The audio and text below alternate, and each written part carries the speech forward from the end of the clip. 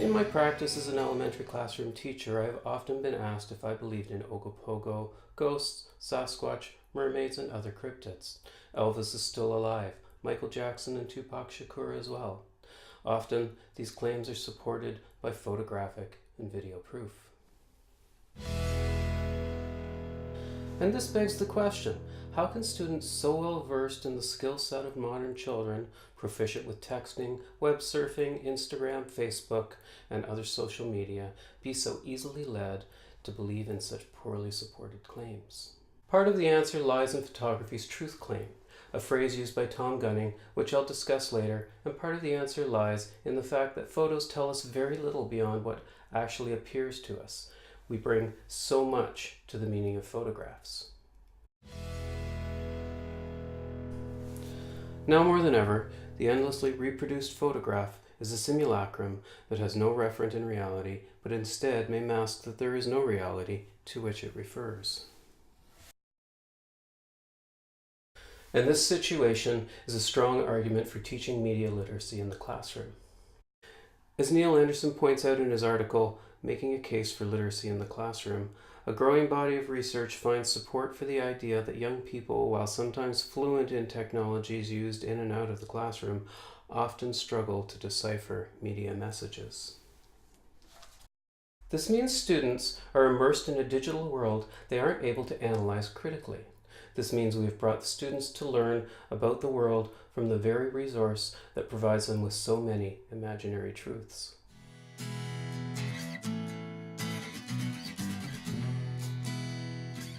In What's the Point of an Index, or Faking Photographs, Tom Gunning discusses the photographic truth claim, our very powerful belief that a photograph accurately depicts reality to some degree.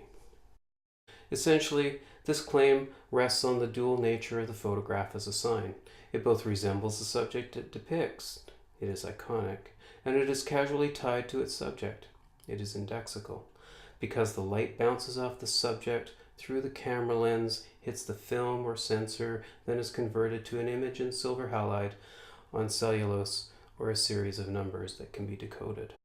The use of photographs as evidence and proof in the legal system, for example, is supported by many complex safeguards and protocols, and our belief in the truth of a photograph presupposes that it has not been altered so that it no longer resembles the thing it refers to.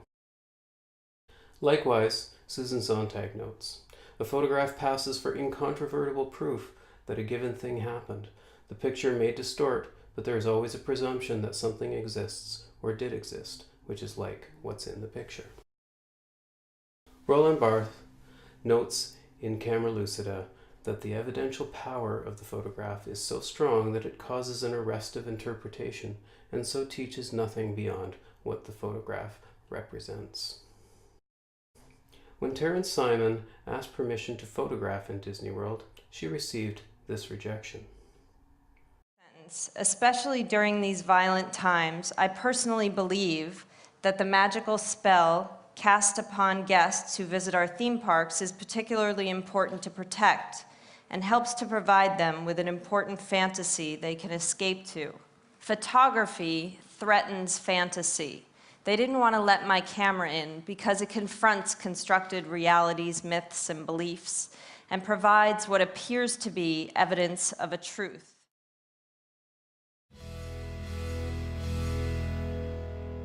And yet, we have supporting photographic evidence for the existence of mermaids, Ogopogo, the Yeti, and Loch Ness Monster, just off Cable Bay near Nanaimo.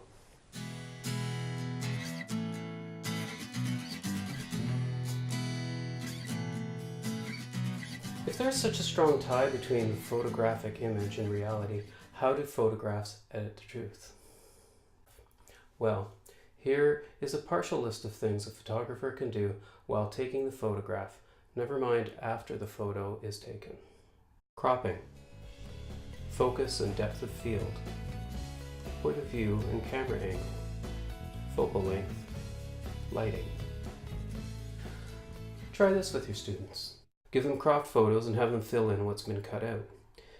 Give them the photo and have them draw it from a different perspective. Have students take photos of a scene, then crop them to distort the viewer's understanding of what's going on. And remember that the simple act of pointing the camera at a subject can have a huge effect on what's going on. As Roland Barthes puts it, once I feel myself observed by the lens, everything changes. I constitute myself in the process of posing. I instantaneously make another body for myself, transform myself in advance into an image. As we know, there are also endless combinations of adjustments that can be made after the photo is taken in the darkroom or with Photoshop or on Instagram. This well-known video of the digital transformation of a model by globaldemocracy.com takes us to the heart of our question, how does photography lie? And after all, this kind of subterfuge, dependent on photography's truth claim for its effects, is very high on our list of reasons for teaching media literacy. Beyond this, we can distort the meaning of a photograph simply by changing the viewing context. This is what happened with the photos in Edward Steichen's multi-artist exhibit, The Family of Man, first exhibited in 1955. Photos were often grouped together according to thematic or structural similarities. But this arrangement also tended to erase the differences, the specificity of place, so important in understanding different peoples. Montage is a way of putting different photographs together so that they create a more or less realistic scene. Now we're all familiar with photoshopping different images together. But this montage approach to photography has been going on for years. We might be amazed at how many famous photos have been spliced together. Try this with your students. Show them a collection of famous photos, some montaged, some not. Have them guess which ones are manipulated and which ones are not. And if you're really good at montage, your work will look like the work of photographer Erik Johansson. It's interesting to note that Johansson talks about achieving a realistic result in his work. This underlines the fact that realism is very different from reality.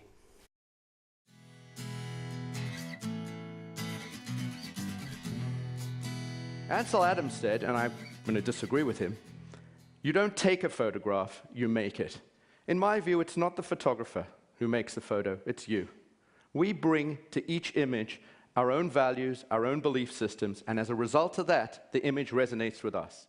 We've discussed how the truth claim of photography is external to the photograph.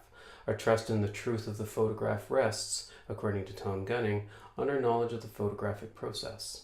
That something was there similar to and causally related to what appears on the photograph.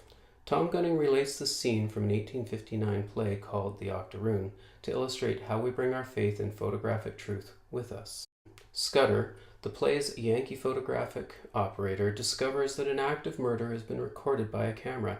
He offers the photograph of the actual act of murder, showing the true culprit as evidence to a lynch mob about to lynch a Native American falsely accused of the murder, declaring, "'Tis true, the apparatus can't lie." Here, Terence Simon's self-portrait shows how we are indeed interpreting what we see. And her project, The Innocents, seems to be a direct rejoinder to Gunning's faith in photography's evidentiary role in justice.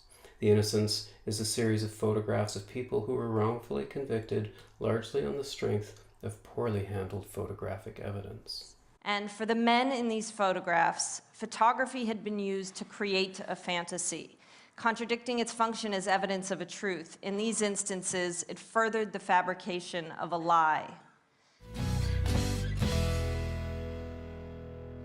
This very brief presentation has drawn few conclusions about our original problem, which I believe originates in a poor understanding of the truthfulness, or rather truth claim, of the photographic image.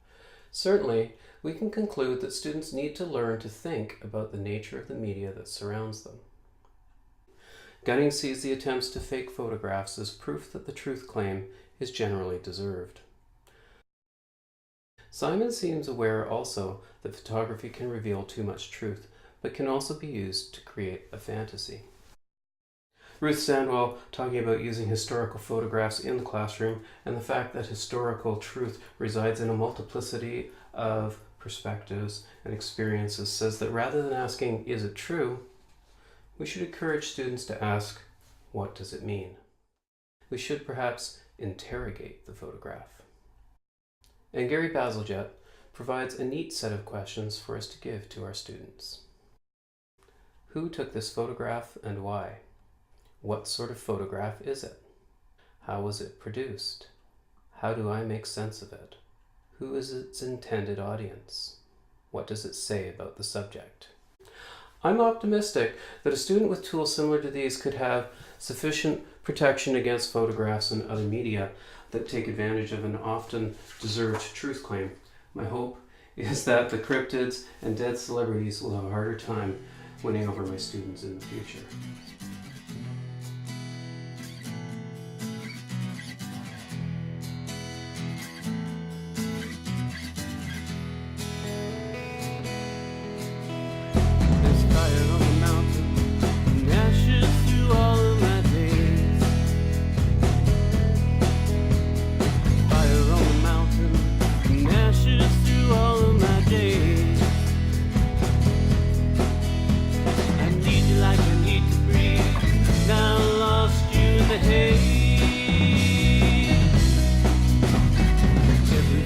Faster, everything is better. Instant and full motion, all your wildest dreams unfettered.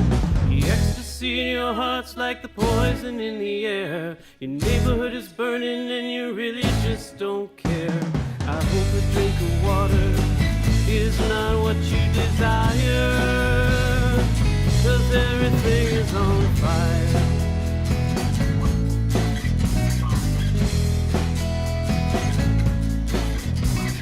Everything we build now brings us closer to the sun.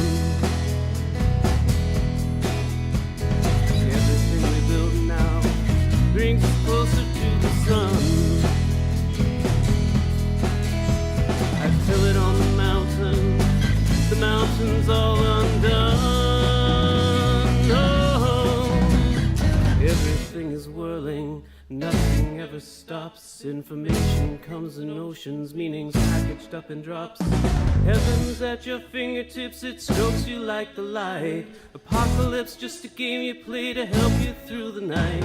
I hope a drink of water is not what you desire,